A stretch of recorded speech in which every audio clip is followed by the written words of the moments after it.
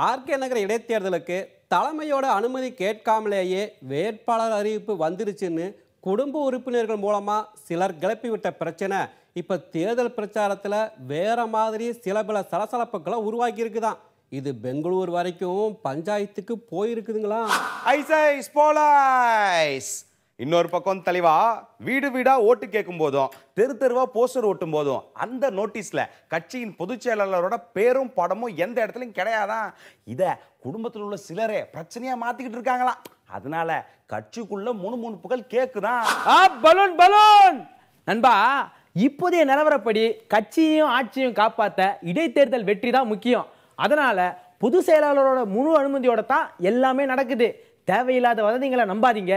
படமும் பேரும் எப்போ பயன்படுத்தணுமோ அப்போ பயன்படுத்திக்கலாம்னு மூத்த நிர்வாகிகள் சொல்லியிருக்காங்களாம். அமைச்சர்கள், எம்எல்ஏக்கள், எம்பிக்கள் எல்லாரும் தொகுதியில் சுத்தி வந்தாலும், நட்சத்திர பேச்சாளர்கள் முழு வீச்சில் பயணம் செஞ்சாலும் வேட்பாளர்கள் பின்னாடி முகம் காட்டத்தான் வெளியூர் நிர்வாகிகள் விரும்புகிறாங்களாம்.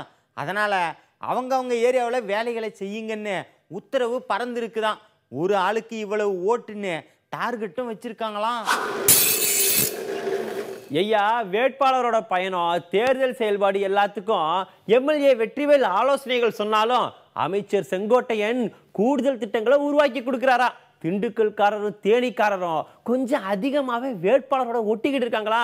பண்ருட்டியார் மாதிரியான மூத்த ஆட்களை பக்கத்துல காணோமா, நாங்களாவா சொல்லுதோ பேசிக்கிட்டு தாங்க ஐயா.